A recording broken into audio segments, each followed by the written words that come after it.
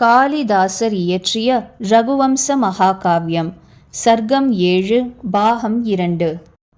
வீரர்கள் சம பலம் உடையவர்களுடன் சண்டையிட வேண்டும் என்பது சாஸ்திரங்களிலே கூறப்பட்டுள்ளது. ரண பேரிகைகள் ஒலிக்கும் பொழுது அறிய முடியாத வார்த்தைகளை உடைய வில் வீரர்கள் தங்களுடைய வம்சத்தின் பெயர்களை சொல்லவில்லை. பிரசித்தமாக ஒருவருக்கொருவர் பெயரை பானங்களிலுள்ள எழுத்துக்களினாலேயே தெரிவித்து கொண்டனர். வீரர்கள் சண்டையிடும் பொழுது தமது குலம், பிரதாபம் முதலியவைகளை கூறிக்கொண்டு சண்டையிடுவது வழக்கம். பேரிகைகளின் சத்தத்தினால் தாங்கள் கூறுவது எதிரியின் காதில் விழாதென எண்ணி சொற்களால் தெரிவிக்காது தம் பெயர் பதிந்த பானங்களினாலேயே தமது குலத்தையும் வீரத்தையும் தெரிவித்து கொண்டனர்.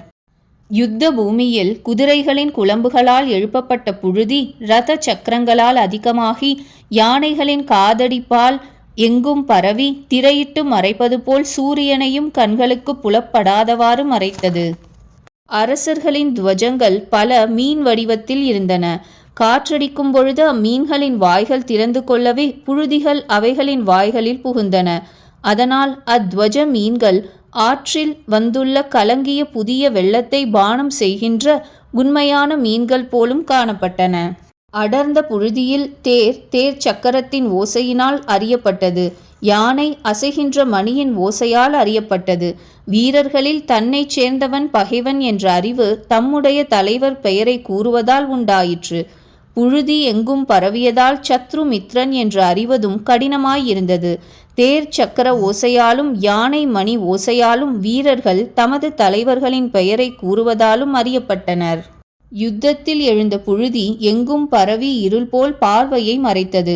அத்தகைய இருட்டிற்கு இளம் சூரியனாக இருந்தது பின் உண்டான இரத்த பிரவாகம். ஆயுதங்களால் வெட்டப்பட்ட குதிரை, யானை வீரர்கள் இவர்களிடமிருந்து பெருகிய இரத்த வெள்ளம் இளம் சூரியன் இருட்டை நீக்குவது போல் புழுதி எழுவதை குறைத்தது. தரையில் இரத்த வெள்ளம் ஓடியதால் புழுதிக்கும் தரைக்கும் உள்ள தொடர்பு நீங்கிவிட்டது. காற்றினால் புழுதி அழைக்கப்பட்ட பொழுது இரத்தம் தணல் போலவும் புழுதி அதனின்று எழுந்த புகை போலவும் காணப்பட்டன. தேர் வீரர்கள் எதிரியினால் தாக்கப்பட்டு நினைவிழந்த பொழுது சாரதிகள் குதிரைகளை திருப்பி யுத்த பூமியினின்றும் வேறு இடங்களுக்கு கொண்டு சென்று அவர்களுக்கு மூர்ச்சை தெளிவித்தனர். ஆனால் பிரக்ஞை வந்தவுடன் அவ்வீரர்கள் தங்களை யுத்த களத்தினின்றும் கொண்டு வந்ததற்காக தேரோட்டிகளை நிந்தித்தனர். ஏனெனில் அவ்வாறு செல்வது பயந்து பின் வாங்கியதற்கு ஒப்பாகும் என வீரர்கள் எண்ணினர். நினைவு வந்தவுடன் மூர்ச்சை அடைவதற்கு முன்பு யாருடன் போர் புரிந்தனரோ அவர்களை துவஜங்களின் மூலம் கண்டு அறிந்து அவர்களுடனேயே தொடர்ந்து சண்டையிட்டனர். திறமையுள்ள வீரர்கள் பிரயோகித்த பானங்கள் ஆகாயத்தில் செல்லும் பொழுது இடையிலே எதிரியினால் துண்டிக்கப்பட்டனவாயினும் அவைகளின் வேகம் குறையாததால் அப்பானங்களினுடைய கூரான முன்பாதி பாகங்கள் குறித்த லட்சியத்திலேயே போய் விழுந்தன. அவைகளின் வேகம் துண்டிக்கப்பட்டதனால் சிறிதும் குறையவில்லை. யானைப்படை வீரர்கள் சண்டையிடும் பொழுது கூரான சக்கராயுதங்களை பிரயோகித்து யானை மேலுள்ள வீரர்களின் தலைகளை வெட்டினர்.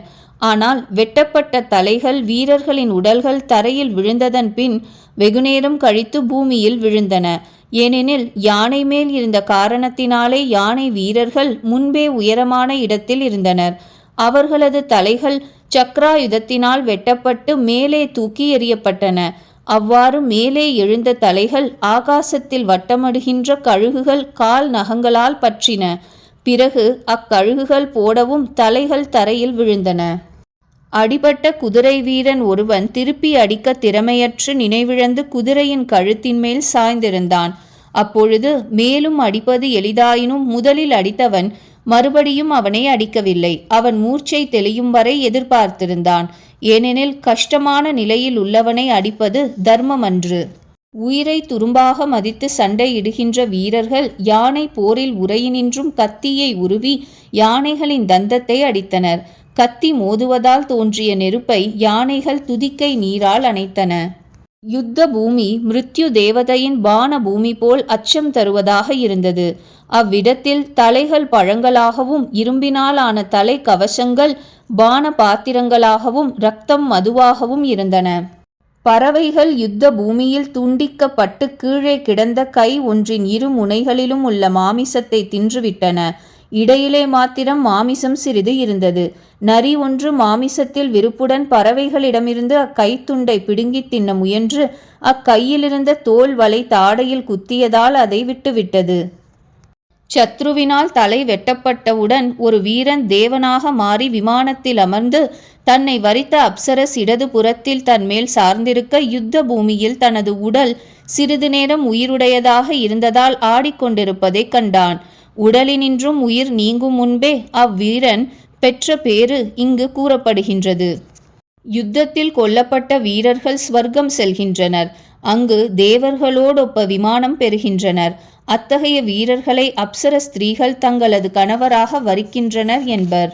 2 தேராளிகள் பரஸ்பரம் தேரோட்டிகளை கொன்று கொண்டதால் தாங்களே சாரதியின் வேலையையும் செய்து கொண்டனர். குதிரைகள் கொல்லப்பட்டவுடன் கதாயுதத்துடன் நெடும் போர் புரிந்தனர். கதாயுதமும் முறிந்தபொழுது கைச்சண்டையில் ஊக்கமுடன் இருந்தனர். ஆயுதம் முதலிய சாதனங்கள் இல்லையே என போரை நிறுத்தவில்லை. முடிவு வரை சண்டையிட்டனர். 2 வீரர்கள் ஒருவரோடு ஒருவர் போரிட்டு ஒரே சமயத்தில் உயிர் நீத்து ஸ்வர்க்கம் சென்றனர். அங்கு ஒரே அப்சரஸை விரும்பியதால் தேவர்களான பின்பும் அவ்வீரர்கள் இருவரும் சண்டையிட்டு கொண்டனர். பூமியில் தொடங்கிய சண்டை தேவலோகம் சென்றும் நின்ற பாடில்லை. முன் பின்னாக வீசுகின்ற காற்றின் வேகத்தினால் சமுத்திரத்தில் அலைகள் எழுவதும் விழுவதுமாக இருப்பது போல் சேனைகள் வெற்றியையும் தோல்வியையும் மாறி மாறி பெற்றன. புகையை காற்றடித்து கொண்டு போவது போல் அவனுடைய வீரர்கள் சத்ருக்களால் துரத்தப்பட்டு அஜன் தனியே இருந்தும் நெருப்பு காடுகளில் காய்ந்த புற்களை எரிப்பது போல் அவ்வரசர்களின் சேனையை அழித்து கொண்டிருந்தான். புகையை காற்று தள்ளுமேயன்றி நெருப்பை தள்ளாது. பின் காற்றின் உதவி கொண்டு நெருப்பு மேன்மேலும் ஜுவலிக்கும். தேரை உடையவனும் அம்பு தூணியை உடையவனும் கவசம் தரித்தவனும் வில்லை உடையவனும் யுத்தம் செய்வதில் கர்வம் கொண்டவனும் அசகாய சூரனுமான அஜன் ராஜகுமாரர்களின் கூட்டத்தை பெரும் வாராக அவதாரம் எடுத்த விஷ்ணு கல்பாந்த காலத்தில் கரை புரண்ட சமுத்திர ஜலத்தை தடுத்தது போல் தடுத்தான். அஜன் வெகு வேகமாக பானங்களை பிரயோகித்து கொண்டிருந்ததால் அம்புகளை கூண்டிலிருந்து எடுப்பதும் விடுப்பதும் புலப்படவில்லை. அவனுடைய கைகள் வேலை செய்வதே கண்களுக்கு புலனாகவில்லை. அவன் இழுத்த 4 கயிறு அஜன் காதருகில் நிலையாக நிற்பது போல் புலப்பட்டது. அவனுடைய உதவியின்றி அதுவே பானங்களை பிரயோகிப்பது போல் காணப்பட்டது. கோபத்துடன் கடிக்கப்பட்டு மிகச் சிவந்த உதடுகளை உடையவையும் நன்கு புலப்படுகின்ற நேர் கோடுகளை உடைய புருவ நெரிப்புகளை உடையவைகளும் பள்ளங்களினால் அறுக்கப்பட்ட கழுத்தை உடையவைகளும் ஹும் என்ற சத்தத்தை உடையவைகளுமான சத்ருக்களின் தலைகளால் அவன் பூமியை மூடினான். பல்லம் என்பது பிறை சந்திரன் போல் முனையுள்ள ஒரு வகை பானங்கள். யானைகளை முக்கியமாக உடைய எல்லா சேனைகளின் பிரிவுகளாலும் கவசத்தை பிளக்கின்ற எல்லா வகை ஆயுதங்களாலும் எல்லா வகையான முயற்சியினாலும் முழு பலத்துடனும் அரசர்கள் எல்லோருமே யுத்தத்தில் அவனை அடித்தார்கள். அவ்வரசர்கள் எல்லோரும் அஜனை வென்றே தீருவதென முன்பே உறுதி கொண்டுள்ளதால் பலர் சேர்ந்து ஒருவனை எதிர்ப்பது அதர்மம் என்பதையும் மதியாது அவர்கள் தங்களது 4 வகை சேனைகளையும் எல்லா வகையான ஆயுதங்களையும் உபயோகித்து முழு பலத்துடன் அஜனை தாக்கினர். சத்ருக்கள் பலரும் ஒன்று சேர்ந்து அஜன் மேல் பானங்களை பொழிந்து அவனது ரதம் சேனா வீரர்களுக்கு புலப்படாதவாறு மறைத்தனர். அஜன் உள்ளான் என்பது அவனது கொடி மரத்தின் உச்சியை கண்டு ஊகிக்கும்படி இருந்தது. காலை வேளையில் பனியினால் மூடி கிடக்கும் பொழுது சிறிது வெளிச்சத்துடன் இருக்கின்ற சூரியனால் பொழுது விடிந்ததென்பது புலப்படும். அதுபோல் துவஜத்தின் நுனியைக் கண்டு அஜனை அறிந்தனர்.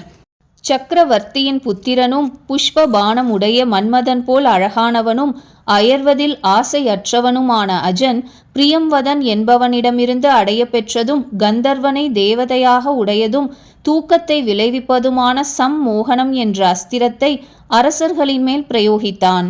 அஜன் சக்கரவர்த்தியின் மகன் ஆதலால் தன்னை எதிர்த்த சிற்று அரசர்களையும் தன் பிரஜைகளாக கருதியதால் அவன் அவர்கள் மீது கடுமையான அஸ்திரங்களை பிரயோகிக்காது விட்டான். புஷ்ப பானமுள்ள மன்மதனைப் போல் ஹிம்சையற்ற அஸ்திரத்தை உபயோகிக்கும் தன்மையுள்ளவன் என்பதை காட்ட அஜன் மன்மதனுடன் ஒப்பிடப்பட்டான். அஸ்திரத்தின் பலத்திற்கு வசப்பட்ட வீரர்கள் 4 கயிற்றை இழுக்கவில்லை. தூக்கத்தினால் தலை சாயவும் தலை பாகை அவர்கள் தோளில் நழுவியது. துவஜஸ்தம்பத்தில் சாய்ந்து கொண்டு தூங்கினார்கள். பகைவர்கள் எல்லோரும் தூங்கவும் தனது வெற்றியை அறிவிக்க சங்கை எடுத்து ஊதினான்.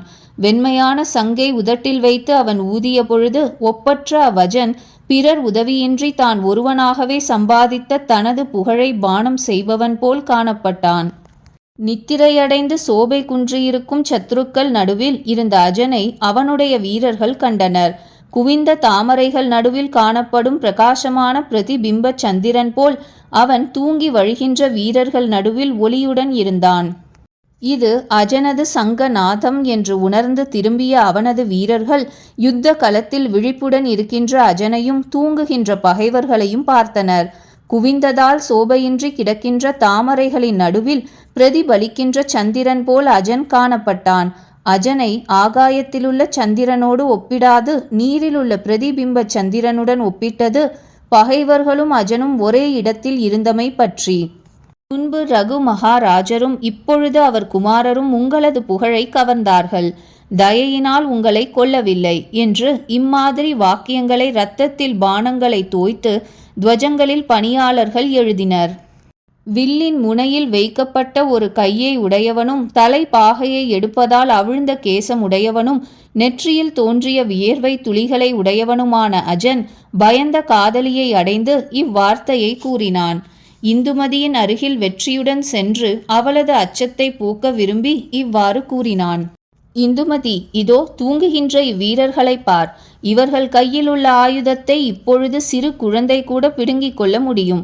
இந்த வீரர்கள்தாம் இப்படிப்பட்ட யுத்தத்தினால் என்னிடமிருந்து உன்னை பெற ஆசைப்பட்டனர். எவ்வளவு பராக்கிரமம் தூக்கத்தில் இவர்களுக்கு! தூக்கத்தினாலேயே ஜெயிக்க விரும்புகின்றனர் போலும். சத்ருக்களிடமிருந்து உண்டான துக்கத்திலிருந்து உடனே விடுதலை பெற்ற அவளுடைய முகம் மூச்சு காற்றின் நீராவி சென்றதினால் தன்னுடைய தெளிவை அடைந்த கண்ணாடி போல் விளங்கிற்று. கவலை நீங்கிய அவளது முகம் மாசற்ற கண்ணாடி போல் விளங்கியது. இந்துமதி அஜனுடைய வெற்றியை பற்றி மிக மிக மகிழ்ந்தாளாயினும் புகழுரைகளை நேரில் கூறவில்லை. ஏனெனில் அவளை வெட்கம் பேசவிடாது தடுத்தது. நன்கு மழை பெய்து குளிர்ச்சியடைவிக்கப்பட்ட பூமி மயில்களின் அகவுதலினால் தனது மகிழ்ச்சியை மேகத்திற்கு தெரிவிப்பது போல் அவள் தனது தோழிகளை கொண்டு அஜனை கொண்டாடி தன் மகிழ்ச்சியை தெரிவித்து கொண்டாள். குற்றத்தினின்றும் விலகிய அஜன் இவ்வாறு அரசர்களின் தலையில் இடது காலை வைத்துவிட்டு குற்றமற்ற இந்துமதியை அழைத்துச் சென்றான். தனக்கு உரியவளாக செய்து கொண்டான்.